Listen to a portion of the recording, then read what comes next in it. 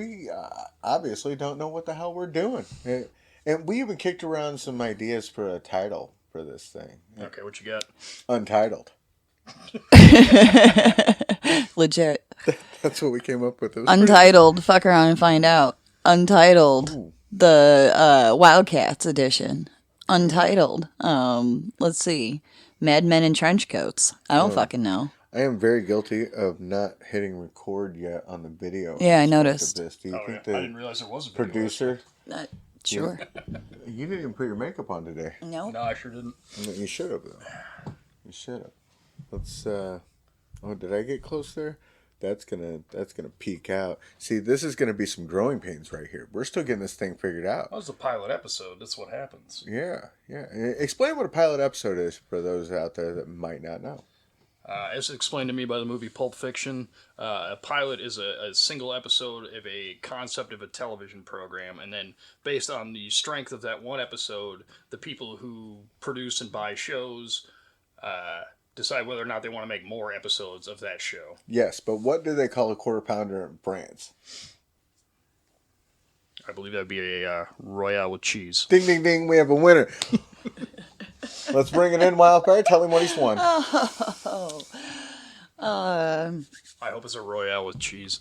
That would be awesome. Not a quarter pounder, though. If we want it cold and Absolutely from France. I mean, that I can't guarantee you, but I think the best I can do is probably a Rally's burger.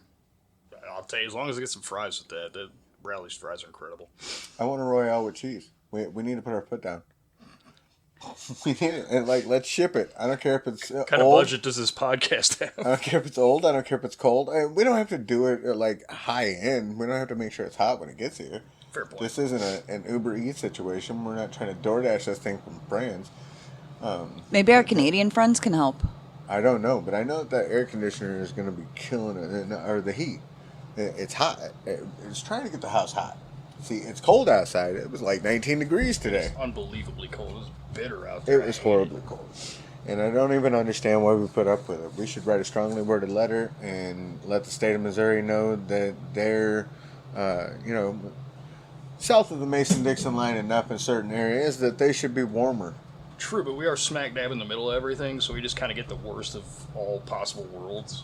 Yeah, all possible worlds. Literally. The whole Western Hemisphere just kind of points to Missouri. Yeah, we're tropical. We're in the tundra at times. We have a pleasant day here and there. We got mountains, we got lakes, we got rivers. Well, it's not unheard of for us to get all 4 seasons in one day. That's true. That's true. Especially considering, if you're driving around the state. Missouri can be quite the adventure. Mm-hmm. You could be in winter conditions, and then later that day, be on a beach. Yeah. Fugitive Beach, as it were. You been there? No, I can't say that I have. Dude, take kids. Take the kids. Take the wife. It's if you ever remember going to one of those oases when you were a kid, where you would swimming hole. Woods, you would find a good swimming hole. True. That's what it is. Except it's an old quarry. It's an old quarry that they bought, and they've got slides and all kinds of things down there. For people to have fun with, and you can be on the beach and then take the slides, and it's kind of like a public pool, except it's sand. And that does sound fun. Is this an officially sanctioned place? Or Yeah. Okay. Yeah. Okay. It used to be outlawed, but then they got it caught so many times that they had to get a license. Fair enough. I think that's the story. Yeah. I don't know. I prefer an edge of danger with any place I like to go. Oh, so for that, you would like Johnson's Shut-ins. Yeah, been to Johnson's. You want to die. It's been a very long time. People die. That's just good advertising right there. People die at Johnson's Shut-ins. They just do. There have been deaths at Johnson's Shut-ins. I should say that. I just say that, and that also people don't go there to die. That's that also makes my statement true, though, because people do in fact die at Johnson Shut-ins. Well, people die anywhere if you think about it. Really, that's true. Kind of like you. You've been trying to do that your whole wrestling career. I've apparently had a death wish that I was unaware of for 26 years now. So yeah. So you know what I'm going to do? I'm going to turn this pilot episode into an interview Billy McNeil segment. Oh, yes. boy. Great for ratings. You just stepped on through to the wild side, sir. So let's figure out what we can find out about you. I don't know. Tell the people about Billy McNeil, man. Who What is he? the Irish luchador? Hi, I'm Billy McNeil. I'm from outer space, and I invented Christmas. Nice to meet you.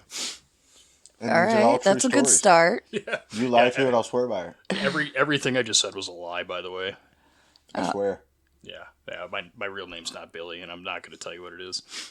Because he's from space. It's Curtis Wylde. None of your business. It's true. And he's lost quite a bit of weight. He's looking handsome, though. Yeah, we're actually the same person. I'm just incredibly fast. Switching spots here. You know what a time mirage is? Here, let me explain to you about physics from the television show The Flash. Have you ever seen it? CW Network? You guys all know. We don't got to go into it. But yeah, same dude. It was really good for like 5.5 seasons, and then it was just... What Did kind of it language get really were you bad? on? Because I wasn't really in Let's Rock It, dude. I mean... It fucking sucked after that. horrible. Apparently. I don't know. I didn't really follow it, like, at all. Oh man, that was appointment viewing in my house. Me and my whole family get together. We watch every episode of that up until about, I'd say, halfway through the 5th season, and it was just like, yeah, they clearly ran out of ideas like at least a year ago. Didn't they do the crossover thing where they brought them all together? The crossovers were actually excellent. I watched Arrow as well. Arrow was really good. Arrowverse. Legends that was of it. Tomorrow. Yeah, it was Arrowverse. Yeah. Legends of Tomorrow was really good. Never really watched much of Supergirl. Never really watched Batgirl. A little bit of Black Lightning, but yeah, the crossover episodes were sick, dude. You know what I really wanted to watch that I never really partook in because it was on a streaming station that I didn't have. Krypton. There was a show called Krypton. I don't know anything. It about had that. a Lobo. It had a Doomsday. Well, shit, that sounds pretty good. Is this live action or animated? Live action. Really? Yeah. What channel is that on? I don't know. Can we get our producer, I was gonna say we got a producer, right? WyldeFyre, to check that out for us? What was the name of that again? Come on, young Jamie, you were here. Yeah, she compared herself to young Jamie from the Joe Rogan show. So Oh, right on. yeah. It was a really good show. 20 years ago. Oh, yeah, that's true. Joe Rogan. Yeah. Yeah. Dude, It was like once he moved to Texas, he just started sucking the wrong dick. He integrated. He did, man. He just kind of fell into that mindset. Like, although I think that he was leaning towards that direction anyway, and that's what got him out of California and into Texas. So that was kind of an inevitable thing that I think was going to happen. I mean, happening. Yeah, I think part of the problem was it. For the longest time, he was kind of like the premise of the show. Rather, was he was a curious guy who brought in people who gave him knowledge that he didn't have before, and he would ask them questions about it and learn things. And that was kind of he was the surrogate for the audience because he asked all the questions. He was there to learn. Yeah. But then at some point, he became an authority on everything, and it kind of just flipped the whole premise on its head. And he wasn't the curious guy anymore. Yeah, exactly. He was the informer. Exactly, thank you. I thought he was awesome on news radio, by the way. He was great on that show. I think he's great in most of the jobs he does. I thought Fear Factor. He was perfect on that show. He was perfect for Fear Factor. He was good in news radio. He's a great announcer for UFC. The podcast was great when he was that curious guy. Yeah, I remember a bunch of those episodes, like going back and listening to him a couple times. He had Dave Foley, who was the main character of news radio. That was one of the best hours of podcasting I've probably ever heard, and it, probably just for me because I'm the biggest fan of that show there ever was. Well, he also just had My some uncle used to really, record it on VHS. great guests, like well-rounded from different backgrounds, different expertise, things like that. I remember we used to listen to Joe Rogan's podcast when Curtis was driving over the road all the time, and I'd go religiously. with him. I was a big Joe Rogan guy. Yeah. And a lot of his guests just had a lot of really cool things to talk about. Things that after the episode was over, we would go down a rabbit hole and learn more about, like the pyramids. the pyramids, how the pyramids were built, the theories of how the Egyptians built the pyramids and shit like that. Yeah. Oh yeah, totally. That's kind of what I was alluding to before. Is Oh, so by the way, sorry, you're good. Krypton, the TV show, it was a Sci-Fi Network show, and it's on YouTube and Amazon Prime Video, Apple TV, and Fandango. Apple TV, the place where awesome shows go to be seen by nobody. Right. Yeah, there was another show that was on Apple TV. I know there's one. It was I can't remember the name of it because they just started making everything like simple word titles. But Adam Scott was on it, and he's working at some kind of office job, and there's some big sinister conspiracy behind it. And I can't remember. I want to say Subservience, but I know that's not the name of it. It's something along those lines.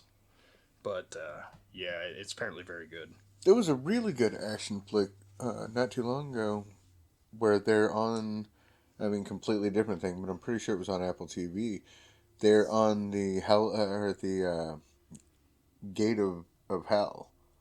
They're on like the edge of hell. Okay. And they've got to guard it. So there's somebody on that end of the wall, just on the other side of this ravine, and then the guy who plays Star-Lord was it? Chris Pratt. Chris Pratt. He's on this side of the wall, and he's got to defend over here, and there's like creatures trying to get out of hell. Wait, you talking about the Gorge? That's it. Yeah, that was Miles Teller. It was Miles Teller. It wasn't Chris Pratt. He wasn't in that. No, I don't believe so. But yeah, that was actually pretty good. It was Miles Teller and Anya Taylor-Joy. I watch a lot of movies and television. If you couldn't parse that already, I can now. No, I've known you for years, Billy McNeil. But the audience needs to know that. Big movie guy. Yeah, big time. That's basically all I do when I'm not wrestling. I occasionally do my day job too. Yeah, and like he's got a family and things. Well, yeah, and I occasionally pay attention to them. Between movies. When they pay him. Yeah, exactly. Like if they want to know questions about movies, for instance, I will absolutely pay attention to them. Other than that, they're pretty much on their own. Or like video games or animated series or Didn't you say you were on a pay-per-question basis with your kids? Well, yeah. I mean, how else am I supposed to make money? That's a good point. It works well. Yeah. I think we should adopt that, actually. We could make a bundle, because our kids are, like, tugging at us with questions. Well, I was going to say, you got the younger ones, too, who are very inquisitive about everything. Right. Yeah, but it's more the older one that wants to know, can I do this? Can I do that? Can I have this? But then my question is, does it count when they ask the same question over and over again? Do you have to pay them for the same question? No, Or do they have to pay you? Do they have to pay you work for out the same your question? Subscription model at some point, Oh, I guess. I It has think language in the contract. I think It's in at the that fine point print. it starts getting Kumite style, though. You know? Like, you got to start doing battle if they ask too many times. Just an underground fighting tournament to answer a kid's question. Yeah. I think we got another pilot on our hands here. Parenting 101. Parenting 101. Absolutely. That and fruit snacks, and you got it handled. That'd be a hell of a spelling bee. Spelling bee to the death. I like where you're going. I feel like we're just giving away $1 million ideas here. just handing them out, making it rain. We got somebody out there that's going to take those balls and run with it. Go for it. Exactly. Go for it. Just cut us a check. Small finder's fee. So how long ago did you get in this business? Let's see. First match was September of 1999. I was 3 months out of high school. Wow. So a very, very long time. That's 26 years. You got 3 months on me, bro. How'd that happen? Oh, really? Let me guess. December 99. December, okay. God, you fuckers Where are was your first old. match? In Spring Valley, Illinois. Spring Valley, Illinois. I almost said Piatone. Do you remember who you wrestled in your first match? Oh, yeah. 500-pound Bane. This dude named Bane. He came out with a chain around his throat. But I assume it's a Batman reference. no, this was Really? before that. And, well, no, it might have been just after. I was saying, I'm sure Bane existed But, as a character before yeah. then, but not in the popular consciousness. This dude didn't have the Bane mask. He was more mercenary, but he was 500 pounds, probably legit. And I would say about 5'10", maybe 5'9". 500 pounds, 5'10". That's good proportion-wise, I think. He was a very large man. It sounds He was like a the boulder. Blob from X-Men. He was a very large man. And it was a handicap match. And Obviously. All of him against you. my partner was much smaller than me, even. So it was a Well, you're not a small guy by any means.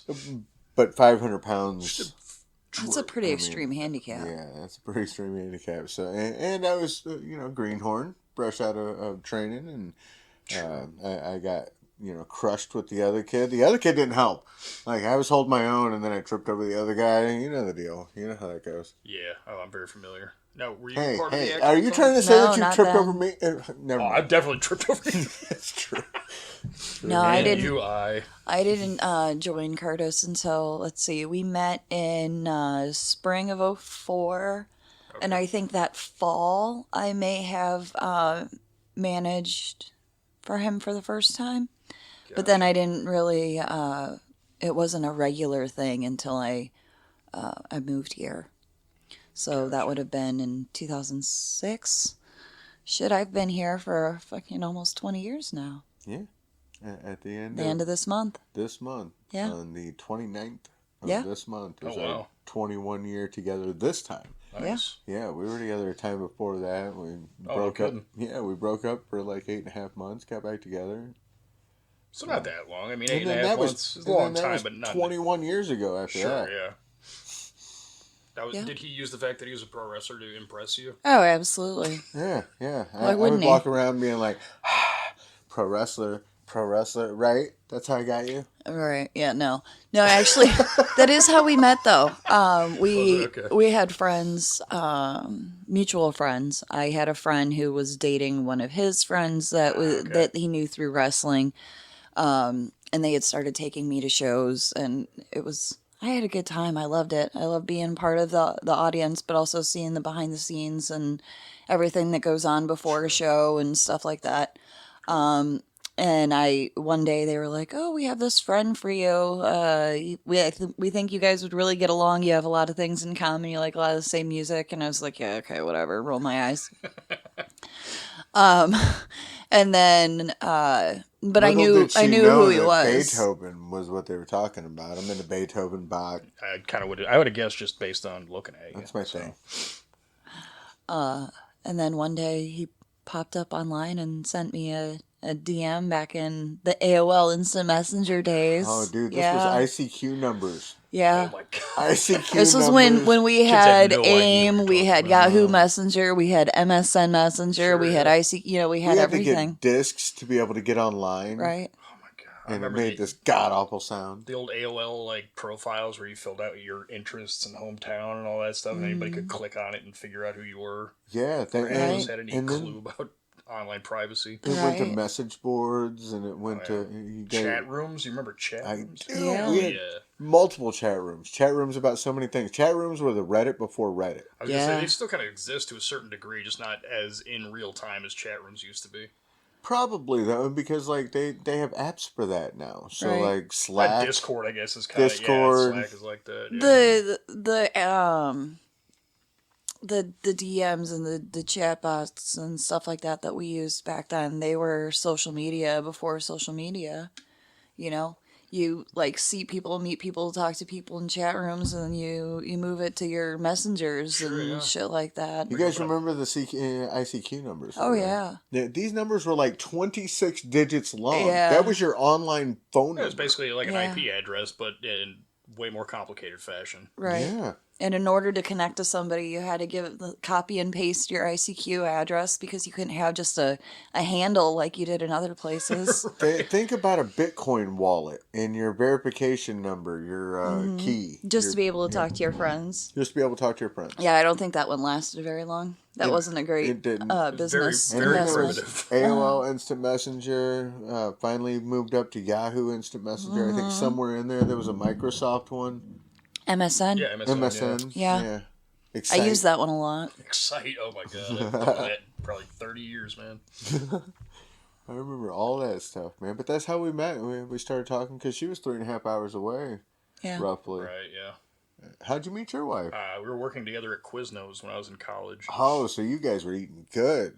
In the neighborhood. Do you have any idea how much I miss Quiznos? Yes. There's Fuck still yes. one. You know, there's still one. Where? Over by where Village Square used to be. The old theater. Still? Yeah. Are you sure? Okay, so it might have closed since the last time I saw it, but there was still one Quiznos right there. It's like off the highway, but kind of hidden. Man, those sandwiches were bomb. That was my favorite place to go. So good. And then when you have access to everything in there, and you can just make whatever kind of sandwich you want with the Danger. So how'd you get a 6-pack then? Because back then you had a 6-pack. Dude, I had the metabolism of Barry Allen. I could not gain weight if I wanted to. That's the Flash for those who aren't. Sorry. Yeah. Nerd cred. Custom, what up? Nerd cred. See, that's one of the things that me and Billy McNeil have in common is that we grew up around the same time. So we get the Thundercats references and Silverhawks and He-Man. And, yeah, I said Silverhawks. I broke it out. Do you remember the bad guy in Silverhawks? I do not know. I wasn't a huge Silverhawks guy, but I remember having Death Star. Silverhawks back in the day. I think his name was or Death Dark Star? Star. No, Dark I was Star. going to say Death Star. I'm pretty sure Lucas would have come after him with a lawsuit. Probably. Right. Probably. Very I think it was litigious. Dark Star. Dark Star makes a lot more sense. Yeah. But yeah, dude, there's so many things from that era that were just awesome that people don't. You remember Captain Power? Do you remember that one? I don't. It was I remember like Captain an interactive Planet. show. Right. Captain Planet, for sure, because it came on before and after. Captain WCW. Planet was the shit. They need to bring that Captain back Power, and was do that the a one that live had the action gun movie. That had the a laser good shooter one. that came like you could buy it. Yeah, you could interact with the TV. Like stuff would come up on the TV, and you'd shoot it with this like vehicle do remember / gun. that. But yeah, I remember that being a thing. There's nobody who remembers that shit anymore. Nobody. I mean, vaguely. Yeah. Vaguely. As much as I remember the Metroid robot. The Metroid robot. Which one are you You know, talking about? the Metroid robot. You remember the tabletop Metroid robot from the game? Oh, you're talking about Rob the Robot. Rob the robot. From Gyromite. Gyromite, that was it. No, I'm a big Metroid guy. I tell you everything you ever want to know about Metroid, believe me. All right, tell us everything we ever wanted to know about Metroid. All right, so here's what That's happened. enough. That's everything everyone needs to know about it, trust me. That's all. That is all. I have no idea what you guys are talking about. So you don't know the game Metroid? No. Yeah, it was one of the Okay, he's one of gotta the very explain it a little early bit. Nintendo games. It was and it was different than all the other Nintendo games because basically the premise of the game was you're this alien fighter who's in a strange alien planet, and you can kind of you can go to play. It's not like like in Super Mario Brothers, you got to go from one part of the map to the other. It was like a very direct map. Well, Metroid was not like that at all. It was kind of an open world kind of thing, which was crazy revolutionary from the time because this is like 1986. But it was this space warrior named Samus Aran, who you didn't find out until the end was actually a woman. Oh, which so was- okay, so which is a now crazy I twist. understand. That's where the character Samus comes from. Exactly. Yeah. Okay, so I was familiar with the games that Samus was in later on. Sure. but Yeah. The original's actually not very good. It's not something you can go back and play now. It's very frustrating. But there are a lot of games that spawned off of it. There's I'm sure. ton. I think Super Metroid is the greatest video game of all time, to be honest with you. Back from 1994 on Super Nintendo. Yeah. Unbelievably good. I can still play that today. I might go home and play that tonight.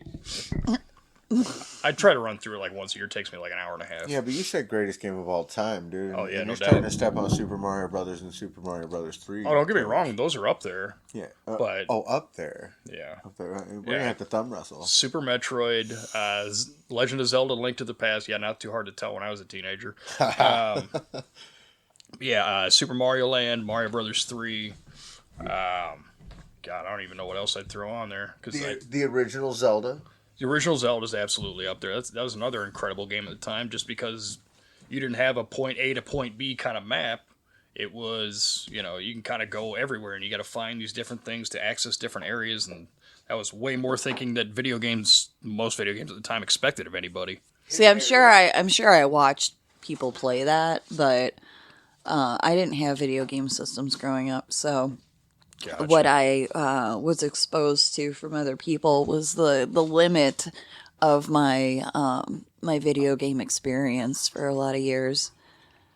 I mean, I get you. first video game I actually remember playing was Super Mario Brothers on just regular Nintendo, and then Still a classic. That's another one. You can always go back and play now. always It's a still fucking super classic. fun. All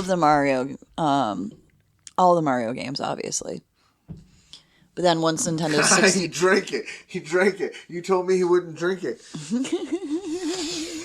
I don't know what this is. I hope there's no alcohol in here. I don't drink. That's the whole point. Is that you don't know what it is. It's good, whatever. it's It is. just that way. tasteless bourbon. It's fine. That's gonna be an interesting ride home. Well, crawl home. That's probably more likely. I haven't had a drink in 10 years now, so Well, for you. kudos, good Yeah. sir. Was there a catalyst that caused you to step away from that? Drinking too much actually was the catalyst. So, that'll do it. yeah, do it. yeah. Just a pattern of drinking too much and feeling like shit and not wanting to do that anymore.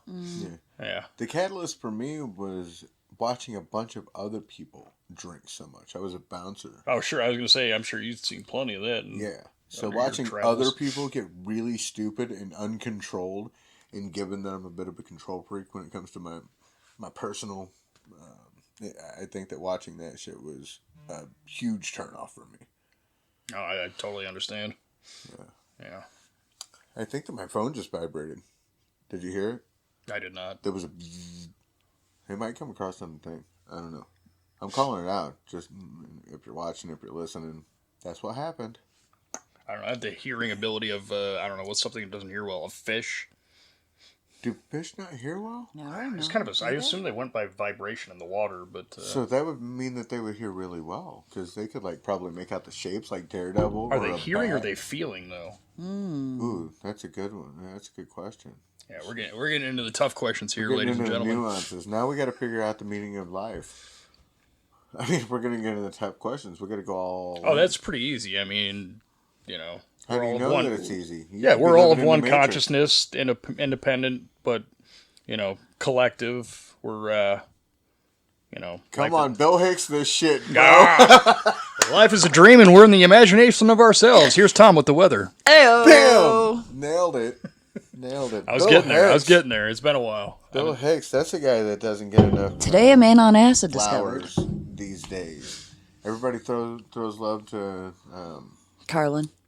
Carlin does get a lot of love. He's Carlin my does favorite. get a lot of love, but yeah, absolutely. But they throw love to some other people.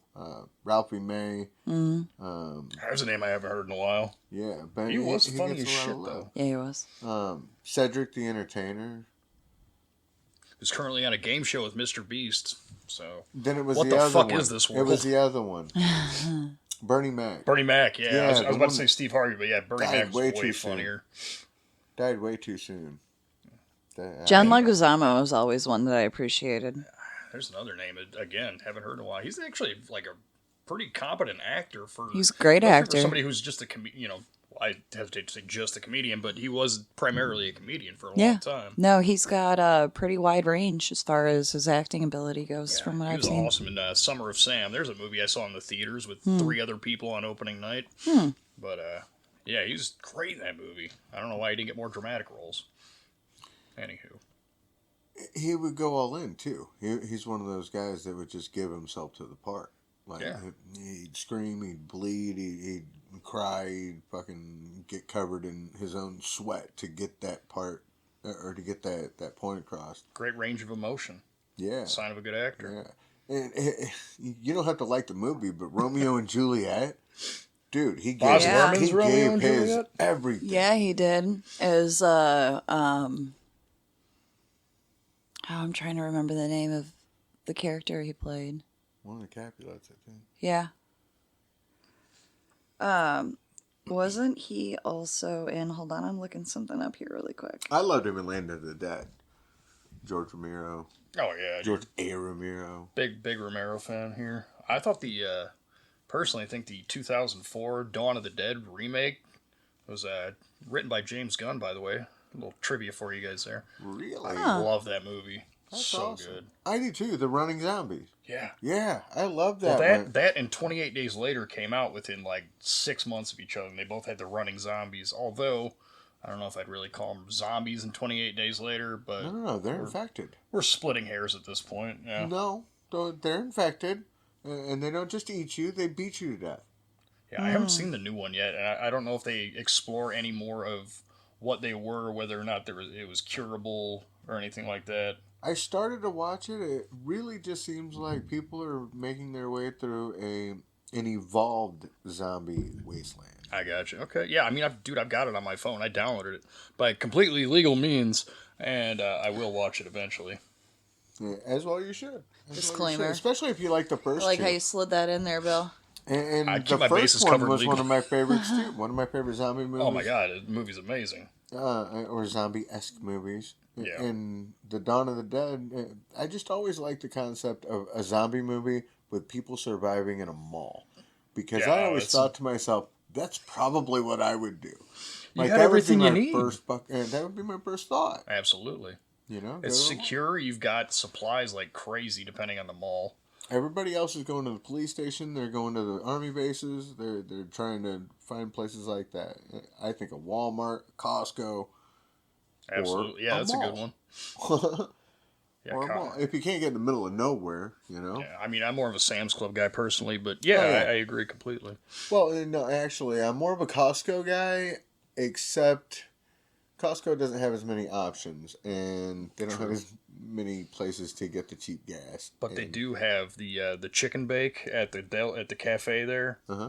Yeah, it's just basically like take a bun from a Subway sandwich and fill it with chicken and Caesar dressing and cook it. Oh, dude, they're so good. Wow. Yeah, they're like a couple bucks. Just crazy cheap. That sounds pretty amazing. You know what we got the other day at Walmart that, or not, I wouldn't say the other day, months ago.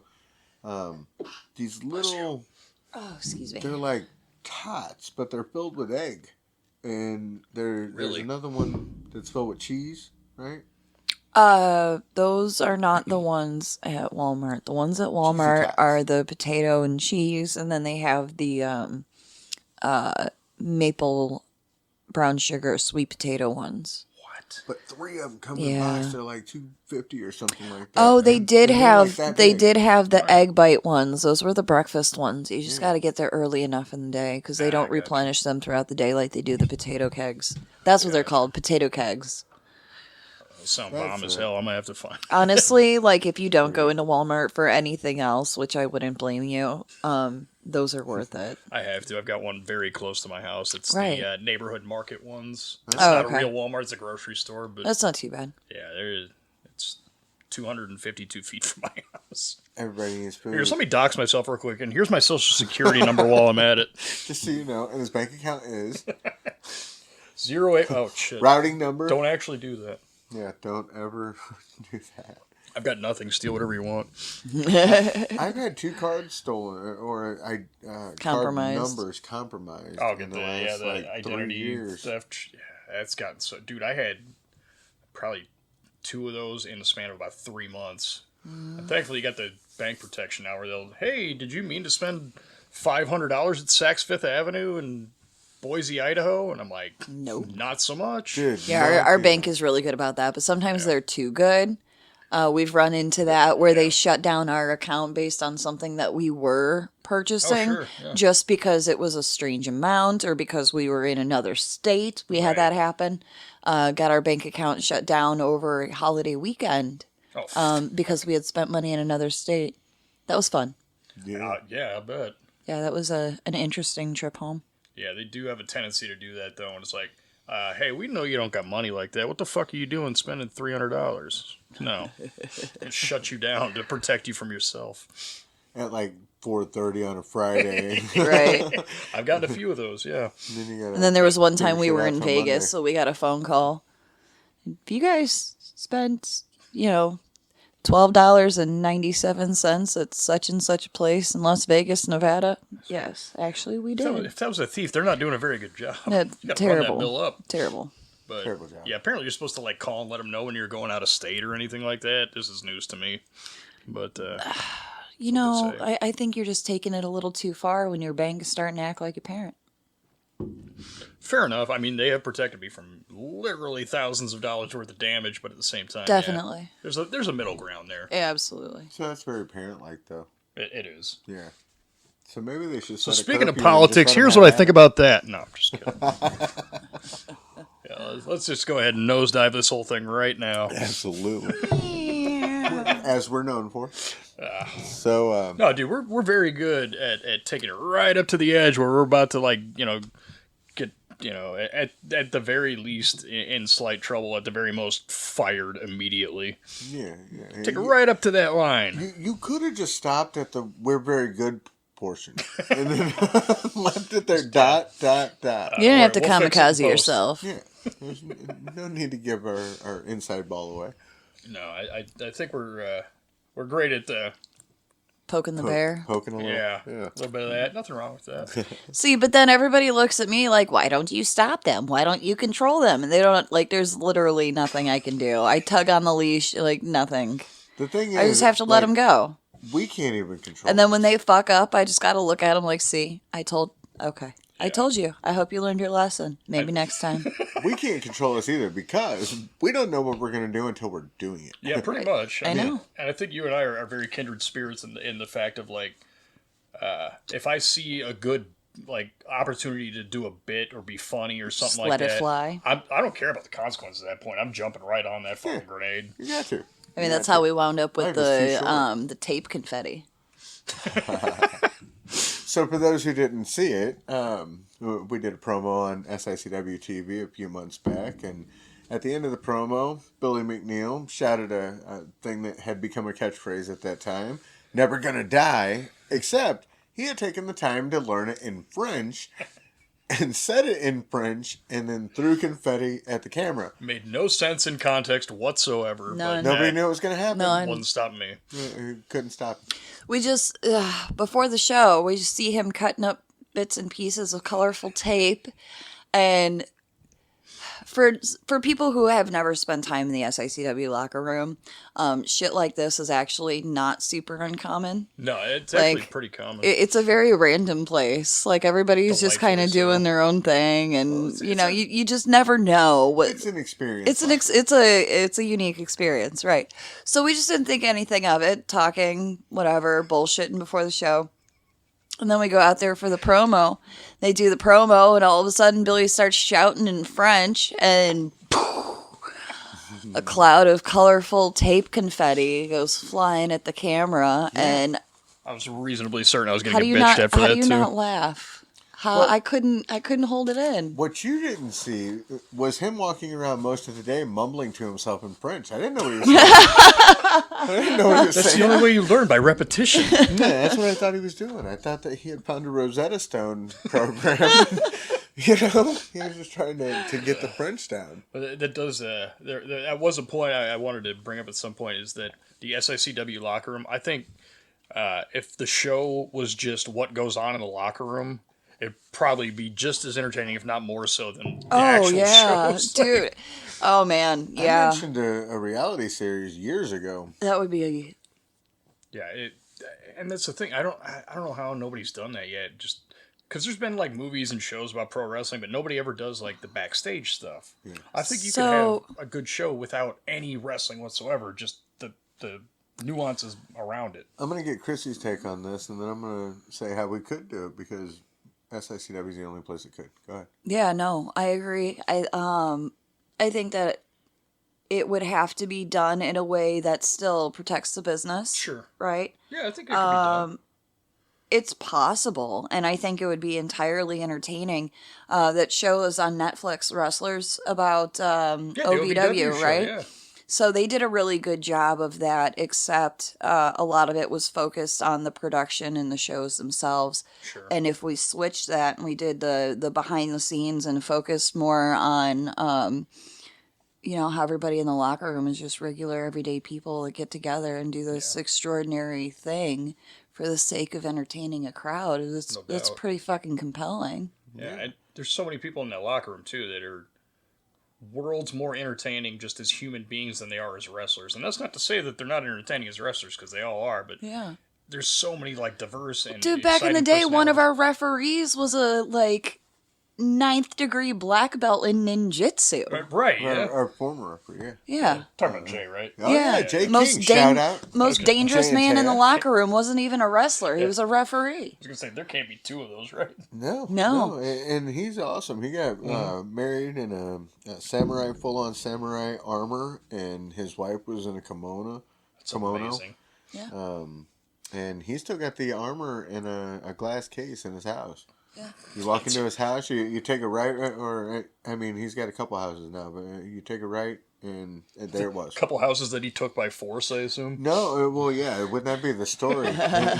He's actually Genghis Khan. A ninja went to Costa Rica and took a bunch of land and by storm and built houses on That them. is what they did. Him and well, I don't know how much they stormed the shores of Costa Rica, but they bought some land down there. They built a house, and now they're Airbnb-ing that and building another house. See, that's the thing about awesome. wrestling. Another thing about wrestling that I love is you never know the type of people that you're gonna meet. But yeah, everybody is super interesting, I think. Oh yeah, well, I mean, we all got drawn to it for some reason or another, and We're all the same level of crazy. Yeah, I was going to You say, gotta here's be the a thing. certain We're all type of nuts. Here's the reason I think that SICW is uniquely positioned to pull off a reality series that shows the backstage.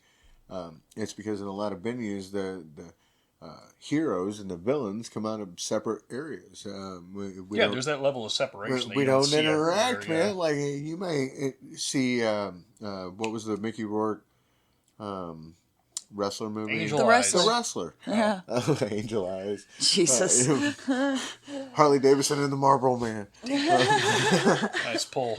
It's one of my favorite movies, actually. It's a great movie. At least growing up, it was. But yeah, you see the wrestler, and that was a locker room where it seemed like a lot of people were interacting and they were doing a lot of planning and things of that sort. Sure. And like you won't see that a lot in SICW. So No, we have we're, no. Most of us, like you guys, don't. we're pros. You talk about your matches. Yeah, we need our times. We need who we're wrestling, and I mean, if we're going out there against a guy that's been doing things we don't like, a lot of times we don't like them, so we're not going to interact with them in the backstage area. Well, we don't really have to deal with that a whole lot anyway. Everybody is a lot like family in our company, and because you guys don't have to do a whole lot of that, there's a lot more time to just kind of hang out and bullshit and like get to know each other as people. Yeah, definitely. And plus, we know that if it's not a sanctioned match, that anything that happens backstage is possibly going to be a fireable offense. And Yeah. we got a lot of big things coming up. Well, yeah, SICW year after year has a lot of big things coming up, so it's a place to be. And Dude, you don't want to get canned. No, you know? we opened for, or excuse me, Bill Murray opened for us last year, Yeah, dude. That's one of the craziest tidbits of all my pro wrestling years. I will never think forget that's sitting gonna next get to that tent watching him perform on stage. How fucking weird was that, right?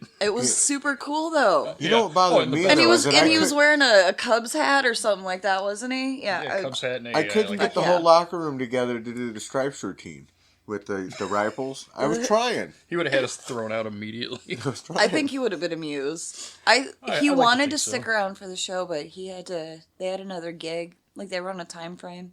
Yeah, well, I think he had something. They said basically they got to rush him off stage like right into something else because Yeah. I tried my Oh, ass wasn't he off the to get to grand meet marshal him. for that race that Yeah. day? But he had all kinds of like PR and shit. I guess he had to do because believe me, I tried everything I possibly could to meet that dude. I'm like, if I got to rush the stage, I'm rushing the fucking stage. Yeah.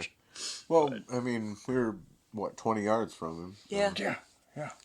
Crazy. Bill fucking Murray. While he was performing, I didn't even know he had a band until we found out that he was going to open for us. They were pretty Yeah, damn right. good too. They were weren't bad. Although he is just up there having fun. Oh, man. yeah, He's they're hitting a the festival band. tambourine. Yeah. For He's sure. hitting the tambourine. He's singing the stuff that he knows. And he's a and, good Yeah. showman. I mean, he has been his entire life, basically. But and he's still got energy to do it. And if you still got the energy to go out there and cut up a rug on stage with your brothers, because that's the band One of is his them. brother. Yeah. Or brother. Yeah. I mean, brothers or brother. they're called as blood brothers, but I don't recall seeing Brian Doyle or Joel up there. That's true. That's true. But they were sent on a mission from God. I would have been just as excited to meet Joel Murray, to be honest with you. Why? Dude, he was in the movie One Crazy Summer with John Cusack and Demi Moore back in like 1986. Okay. One of my favorite movies of all time. Dude, John Cusack is one of my undercover favorite actors. Oh, for real? Yeah. What's your favorite John Cusack movie? Point blank. Gross Point Gross Blank. Point Blank. Yeah, that's a good choice. That's Better Off Dead. That's another great one. Yeah. Although the problem with Cusack is he falls into the same mold as Nick Cage, where they play the same character. John Cusack is John Cusack, whether he's running from Kind of like Nick you know, Cage. yeah, There's a lot of that, Nicolas apparently. Cage. But yeah, and apparently they will both do any movie that sends them a script and a bunch of money now. So Well, now I don't know that they have much choice. Especially Nick Cage. He bought a bunch of weird things. bought a castle and a dinosaur skull and He did not go to the Keanu Reeves School of being a celebrity. That's true. Whatever the opposite of that is, I think. Keanu Reeves. He went to the Ric Flair all school. Celebrities. Yeah, Ric Flair's probably a great All comparison. celebrities should study Keanu Reeves. Holy shit! All For right, How to Celebrity. Ric Flair biopic with Nicolas Cage playing Ric Flair. I need to see that. Woo! I'm telling you, he could do it. Even in his advanced age. I don't know how old Nicolas Cage is now, but Nicolas Cage is like present day Ric Flair. He was almost Superman like 5 years ago or something. Dude, that was like 1992. That was like 5 years ago. Yeah, that's old people shit. 5 years ago was 2010. Yeah, that was 5 years ago. Nah, dude. There's already a documentary about it that is like 20 years ago or something like that, where Nick Cage was supposed to be Superman. It was supposed to be directed by Kevin Smith. Yep. They made a documentary about it. They were trying to get Kevin Smith to make a big cyborg spider. It was a giant robotic spider. A giant robotic spider as the villain of the movie, the big bad of the movie. Yeah. He wouldn't do it. Yeah, The film ended up getting shelved. And then they used that spider concept in Wild Wild West with Will Smith. Yep. Yeah, the producer apparently loved the idea of a giant mechanical spider, so he just wanted that. They turned Kenneth Branagh into a giant mechanical spider in Wild Wild West. I mean, he was great really, in that who film. doesn't love a giant mechanical steampunk spider? And it's pretty awesome. It is, but it has no place in a Superman movie. No, like, It's insane. they honestly probably should have just written a whole movie around that. It would have had a place in the Superman movie if it was the cyborg Superman. Maybe, but no. We had long-haired Nicolas Cage Superman in a really weird-looking suit. Yeah, even the suit concept was really weird. It was like this white pearlescent thing. Yeah, I know what you're talking. I'm trying to think of the word. Glowy, I want to say effervescent, but that's not right. almost opal. Iridescent? Iridescent. That's the word. Thank you. Effervescent. I like that better. I like that better. It was effervescent color. It was made of 7-Up. And my favorite smell is clear. I thought that was... Oh, shit. Just saying. Right. So 450 days, damn near. We were tag team champions. How the fuck did you guys pull that off? Hiding in plain sight, I assume. Yeah. I think you're right, though. Longest reigning transitional champions of all time. I didn't think we'd make it a month, dude. Yeah. Every match, we were thinking that this is going to be it. And then we pulled it off. Yeah. Somehow. Some way. By some miracle. Yeah. But sometimes we did it style, though, man. Dude, I was going to say, after, even in the first tag match, because they would kind of throw us together in tag matches, 6-man, stuff like that before. Against the Hustlers. Yeah, and then, sometimes I'd tag with, Jason Breed or something, and you would tag with Gary Jackson, or, just, random, hey, here's two guys on the same side of the fence, let's throw them together. But then, even in our first matches at tag, it was kind of like, oh shit, I think we actually, have something here. Yeah. This it works. Worked. Some cohesion. Yeah. Well, you guys have, you don't have a similar style, which works for you, because what you guys do it's complementary to each other, Yeah. and you guys are familiar enough with the way that each other works that you're able to, I don't want to say fill in the gaps, but continue the story when you tag and I would continue. say fill in the gaps. It's pretty accurate. Yeah. Yeah, plus we bring cock. Yeah. Careful how you say that. CAULK. Heavy on the old. Yeah, see, we can start on we're making dick jokes for an hour and a half. We would, and that's actually what brought up this podcast. We were just making a bunch of. I don't think they were dick jokes per se, but I don't remember what we were fucking around about. Babe. It's just a metaphor. Well, I mean, they said, hey guys, can you send us some stuff to use on the SICW website to kind of tell us about yourselves and your team, and it literally just turned into paragraph after paragraph of dick jokes. That's true. I don't think most of that's going to make the cut, but it was pretty damn funny. Probably not. None of those pictures. Did you ever get the image made of us turned into centaurs?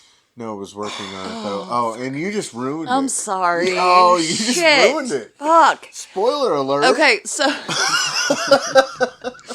That's Billy- spoiling shit for me. I was the one who suggested it. Billy, I what know, makes but it you even didn't know I was trying to make it. what makes it even better is it wouldn't take the horse heads away from you and Curtis, so you were still horses. The only one that they actually turned into a centaur was me. And it was a beautiful centaur. We'll show you after we get done with this. But you guys still had horse heads attached to the front of your torsos. Yeah. It was horse, and then it was like our torsos were sitting on the shoulder blades of the horse. I just snorted. So I was using Google Gemini, and this is not a great review, because I was literally getting so upset with this AI that I started talking shit to it. I was like, why are you so dumb? You're supposed to be smart. Take the horse heads off.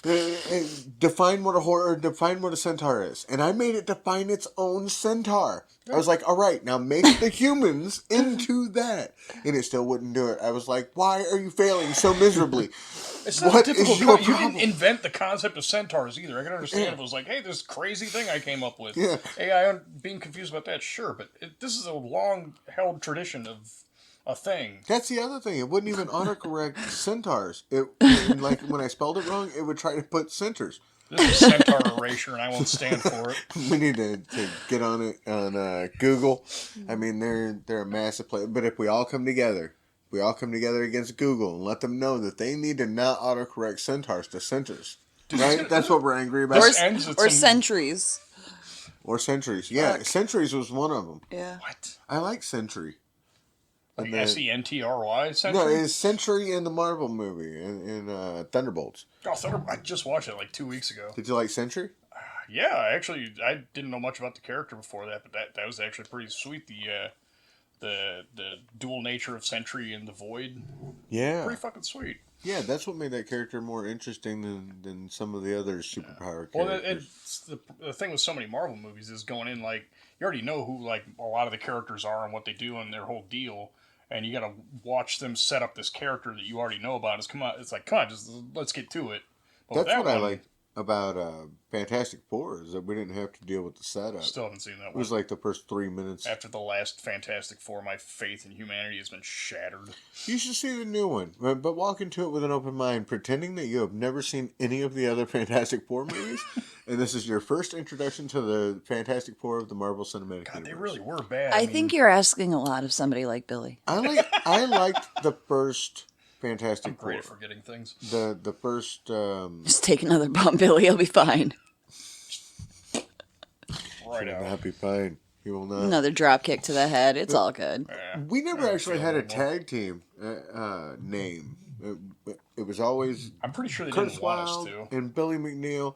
Well, we were individual attractions before that, so we'll just go with that. But we kind of give our own names to ourselves. Well, yeah, I mean, It that's the changed thing. every If you month. put the name out there and it gets, associated with you, then they kind of have to use it.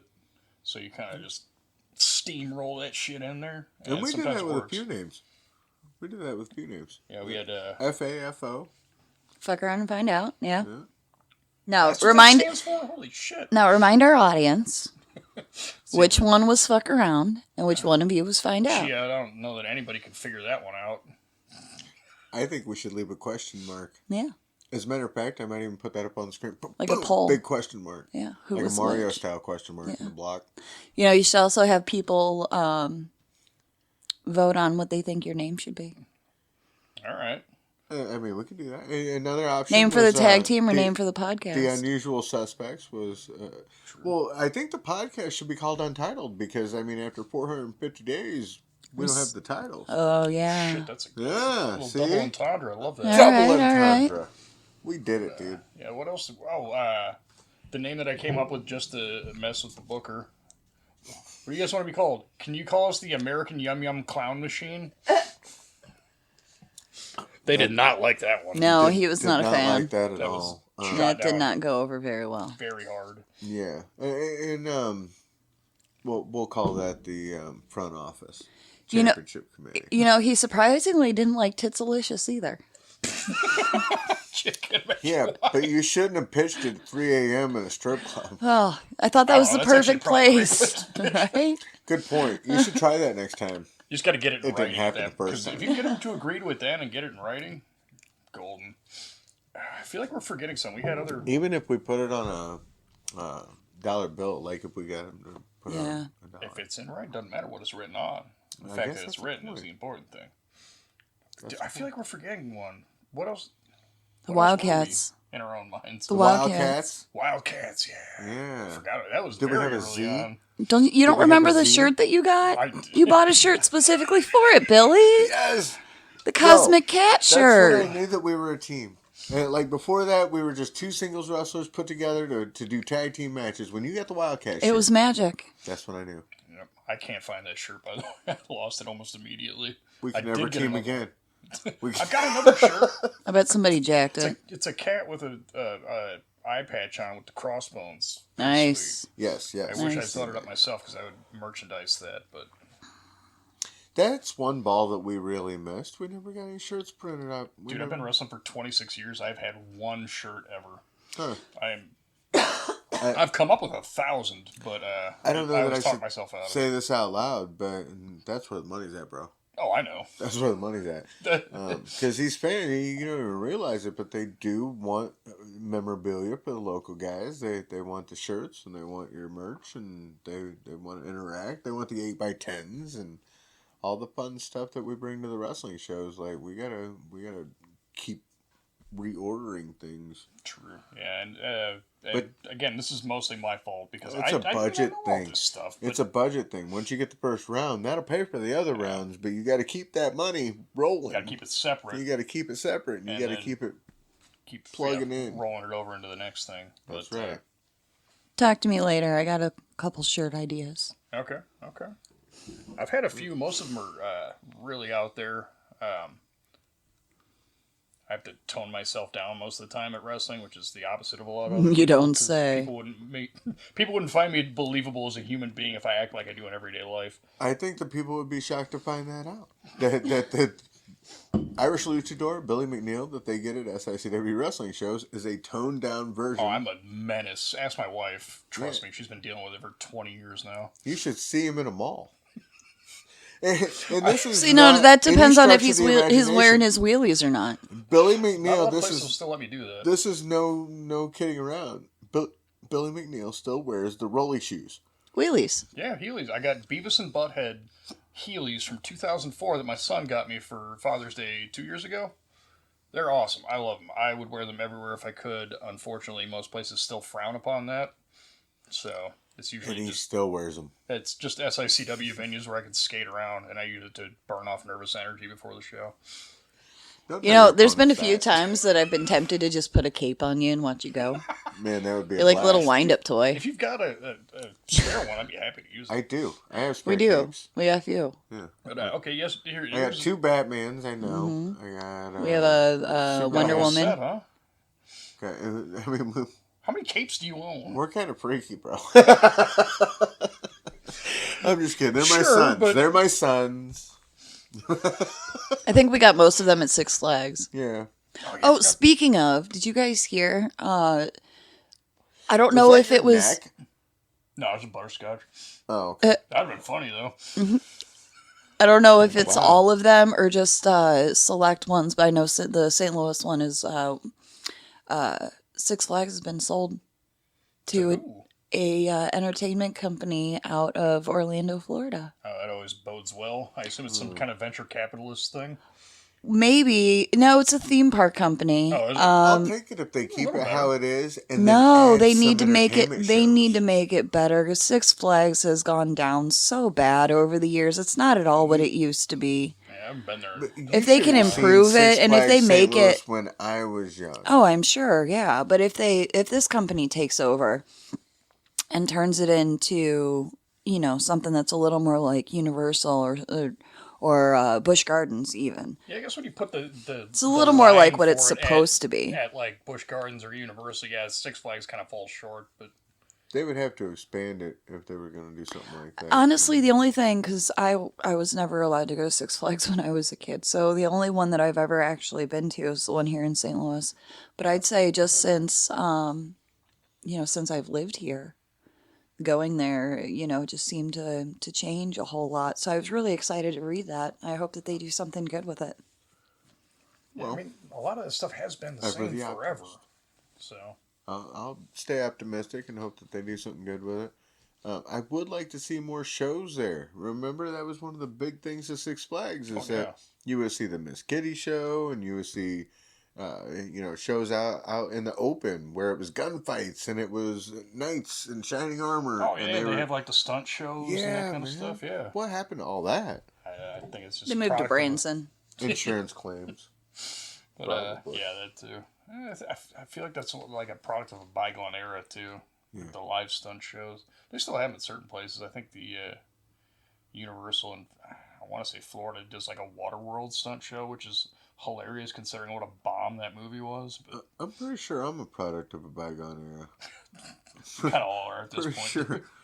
But yeah, Waterworld, I don't even know why it bombs so bad. It's a good movie. You rewatch it, it's still a good movie. it he is. drinks his pee at the beginning. It's not anything like, I wouldn't say it's a great movie per se, but it's definitely watchable. It stands up there with like a Mad Max. Yes. I think. Okay, yeah, I'd put her about on that level. Add in maybe a little Tank Girl without the campiness. That's another good pull. Nobody brings up Tank Girl anymore. Tank Girl's a fantastic Tank Girl movie. Daily, whatever. Well, that's hardly surprising. No, I love that movie. Jam. How could you not love that movie? That's amazing. True story. Yeah, Ice-T is a kangaroo. Come on. Yes. That's the best part of that movie. And I'm pretty sure that spawned Warriors of Virtue, which was like a whole samurai team that was kind of like... I have like this weird like vague memory of that, but I don't know anything about that. It was kind of like Power Rangers meets the Ice-T's character from Tank Girl. But, so it originated from a comic book series, didn't it? Right, yeah. Tank Probably. Girl. So if you think about like the time frame that the movie was made, and with it being based on a comic book series...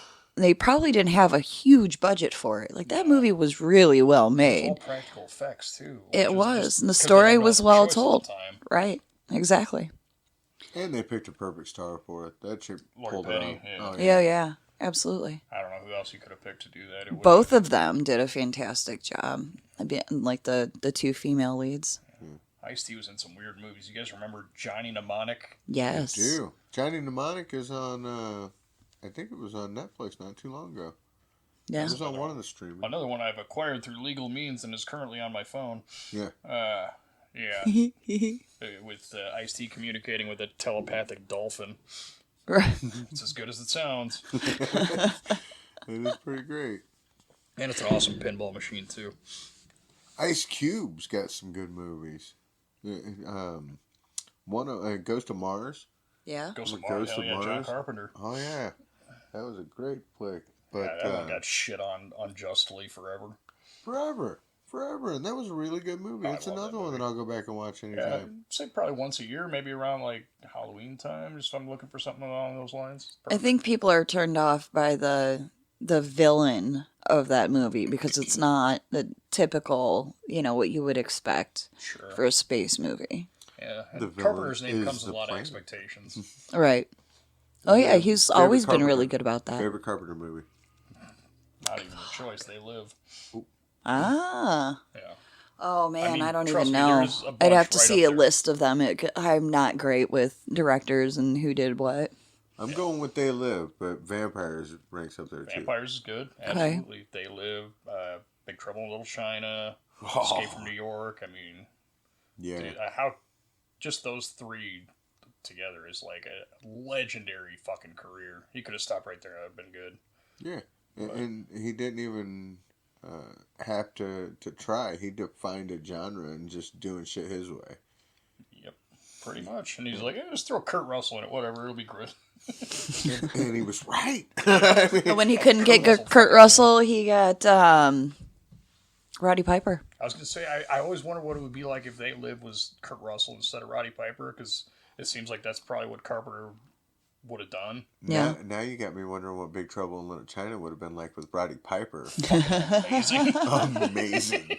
It would have been absolutely amazing. Yeah. Oh, no doubt. No doubt. As Jack, what's his name? Jack Burton. Jack Burton. Check Good is old, in the mail. Good old Jack Burton. Yeah, he would have been a great Jack Burton. He would have been amazing. Yeah, absolutely, man. Maybe that should be our next podcast, going down the line of like parts that wrestlers should have played. Who's Billy Curtis. I'm sorry. Do I call you by your gimmick name or your real name? I've been calling her WyldeFyre, but listen. I mean, honestly, because I've always tried to keep it separate and try to pretend like Chrissi wasn't WyldeFyre and WyldeFyre wasn't Chrissi, but Definitely never accidentally called you that in the ring. no, I know. So many people have, including Drew on the mic and on TV, you know, some of the fans. It's really whatever. On commentary. Probably. Yeah, it's whatever. WyldeFyre, Chrissi, it All right, Chrissi doesn't Fire, matter. got it. The thing is, anybody who knows WyldeFyre also knows that she's Chrissi Wylde. Sure. Yeah. You know. Yeah. All right. Fair enough. We happen to like the WyldeFyre thing. Number one, Ginger. Right. Was always, and that came out of South Broadway after she was at South Broadway. Weren't you Chrissi Wylde at South Broadway? Or were you WyldeFyre there too? No, I was WyldeFyre my first match against Jennifer Starr. And Yeah. then you stayed WyldeFyre there, and then when we went to SICW, she took on the moniker Number One Ginger. How long were you guys at Broadway? Number One Ginger.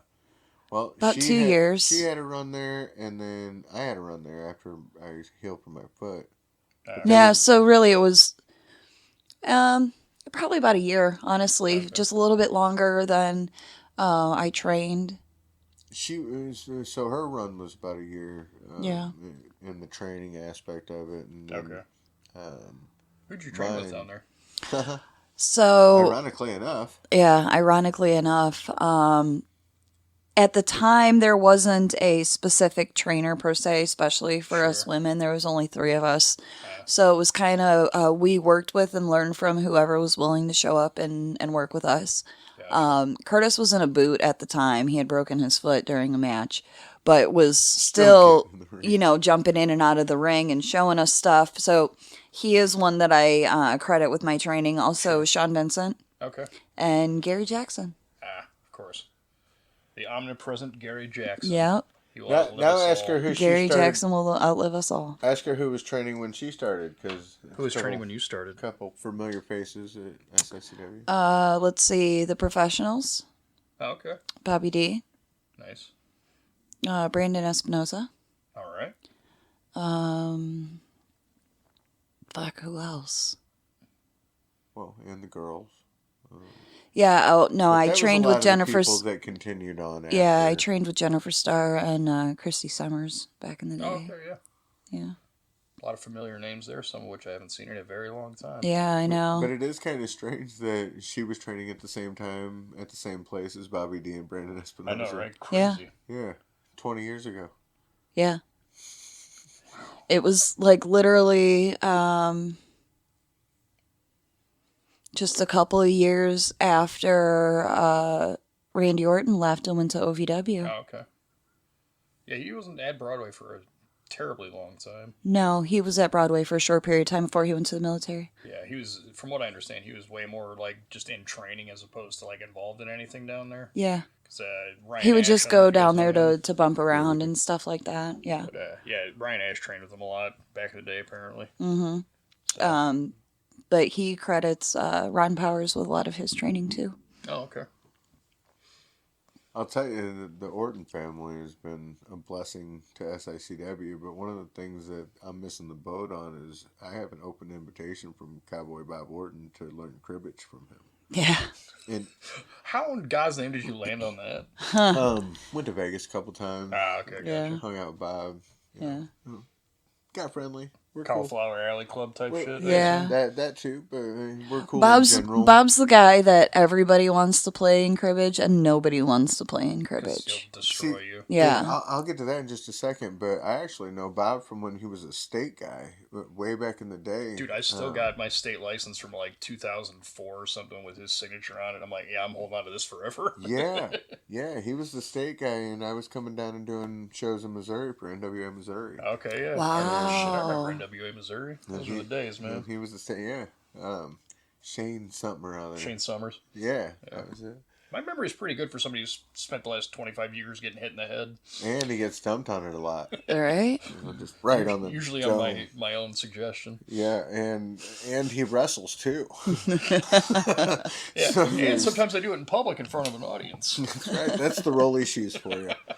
It's the rolly shoes for you. But here's the lineage and why I'm really missing the boat on it, and I don't want to continue to miss the boat on it. I do want to learn cribbage from Bob Orton, is because a lot of people out there that are going to watch or listen to this don't even know what cribbage is, and I certainly don't. I'm not super sure. It's a card game that also has little pegs that you move along. Yeah, my dad and my uncles played when I was a kid, and I had no idea what the fuck I was watching them do. But it's something you can learn, you know? And it seems like an it's a older card person's game for right, sure. and that's what I'm going to get into, is that before Bob Orton was the king of cribbage in the legends out at Cauliflower Alley Club. You know, you go out to Cauliflower Alley Club and there's legends from yesteryear all over our bid. I can't throw a stick without hitting one, I'm sure. Hall of Famers just walking around everywhere, legends walking around everywhere. But Bob Orton is the king of cribbage among these guys. And at Cauliflower Alley Club, they still do a cribbage tournament. That's incredible. And he is the man who wins all the time. Before him... He's the king of cribbage. He's the king of cribbage. But before him, it was Andre the Giant. Really? Before Bob Orton, it was Andre the Giant carrying around his bag of cribbage. And Bob's got his bag of cribbage. He's got his cribbage bag that he carries around Vegas. And Andre the Giant... have his... Andre the Giant was the same way, where he would carry around his cribbage bag and he would play cribbage with the guys in the back.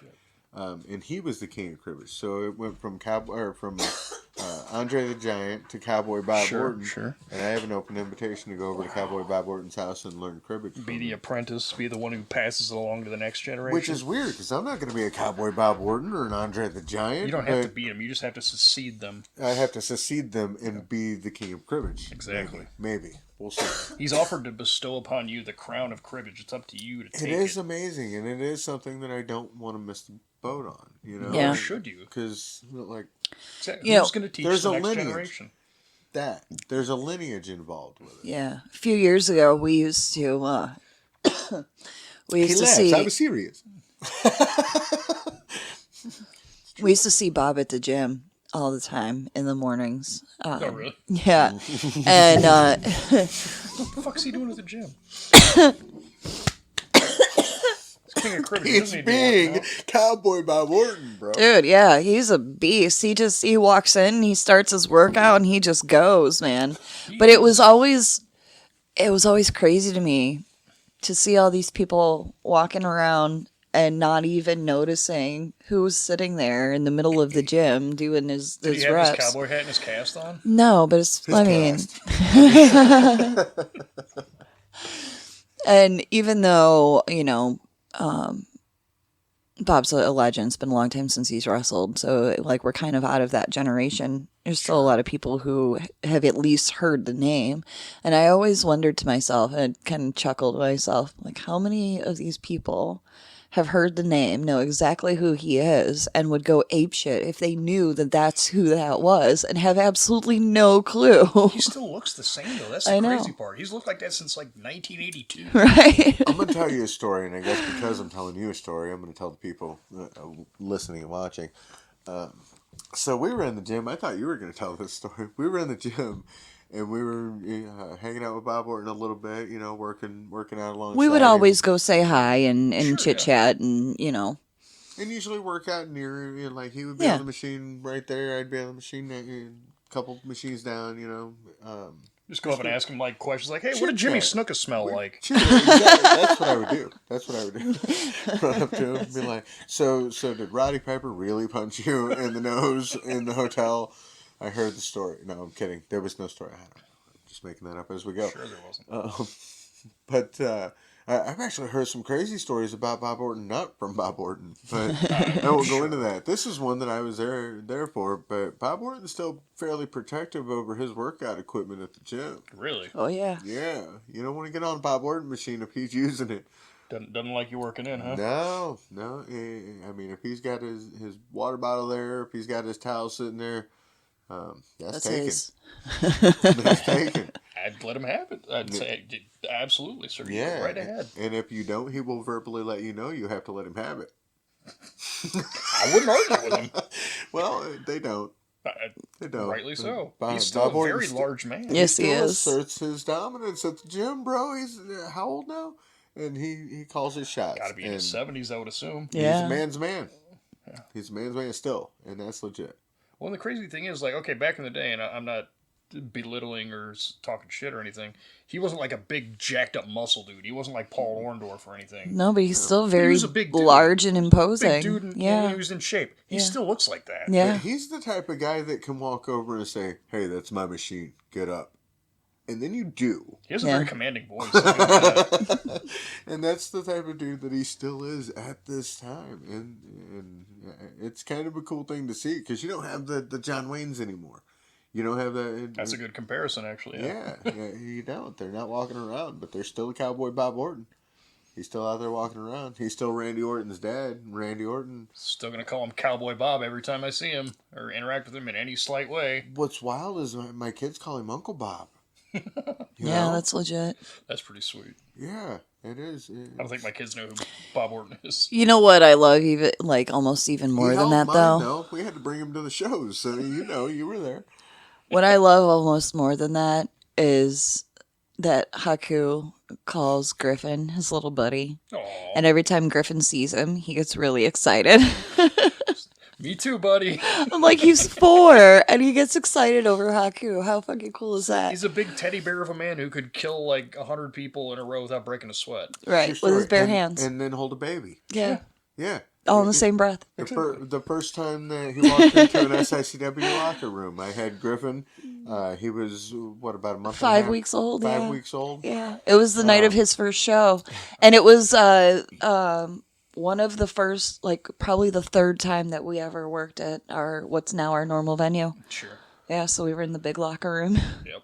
But it wasn't the third time, because we were doing Fan Fest there. Yeah, that's that. true. Yeah, before it became like a regular thing. Because I remember doing the show here and there out there, but Yeah. when it actually became home after we kind of outgrew East Carondelet. Right. But the point of that venue was that was where Bruiser Brody used to come. That's where Abdullah the Butcher used to come. Sure, yeah. Herb It's would an bring awesome him in. venue. I love Belclair that place. Fairgrounds. I wish Yeah. they'd quit messing around with it. And get it completed. But there's red tape and all that good stuff. Apparently. But where was I going with that? Haku holding Griffin. Haku, yeah. yeah. So Griffin was 5 weeks old. Haku walks into the locker room directly behind me. I had Griffin in my hand. I turned around. Haku's there. I said, "Here, have a baby." And I walked away.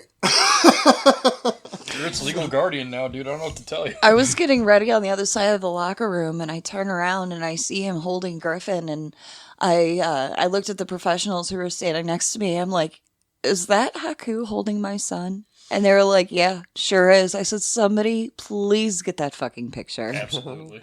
So we got that picture, and then we took another picture where I turned Griffin around and did this like lockup with Haku, like had his arm in my hand and it held him out like he was locking up with Haku. It's a great shot. That's tremendous. Yeah. So it's one of those things that your kids don't know now how cool it is.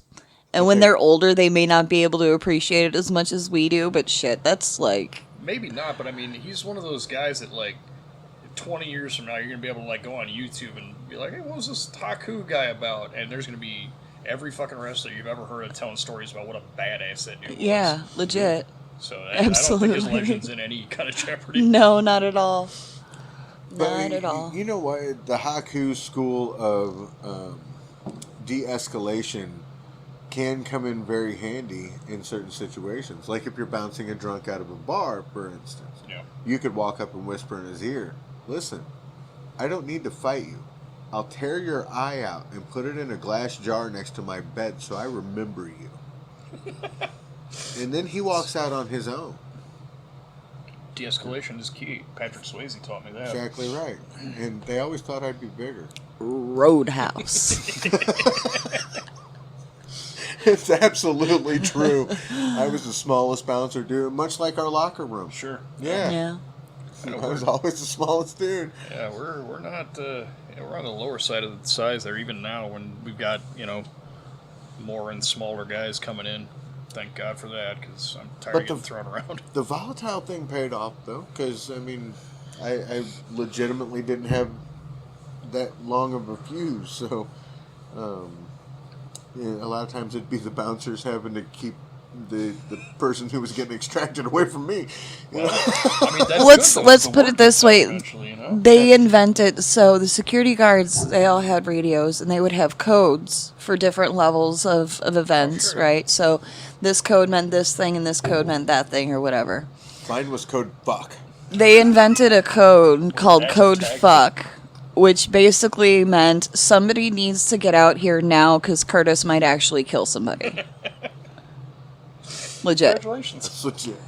And that happened because I grew up. I had kids.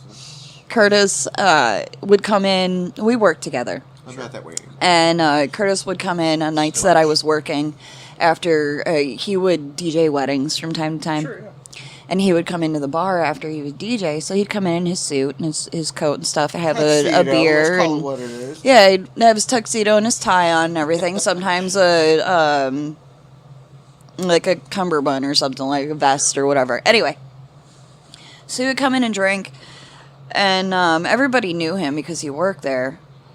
And one night we were outside and they had just passed the no smoking indoors law in Illinois. And they built that, it was like an enclosed bus stop that they built out on the back patio. And there was a fight went down in there and somebody was punching a security guard who was working at the time in the back of the head.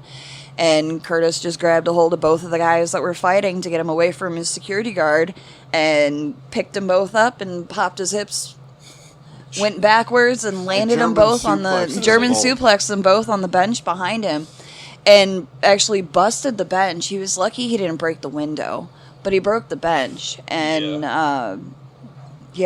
With someone's body.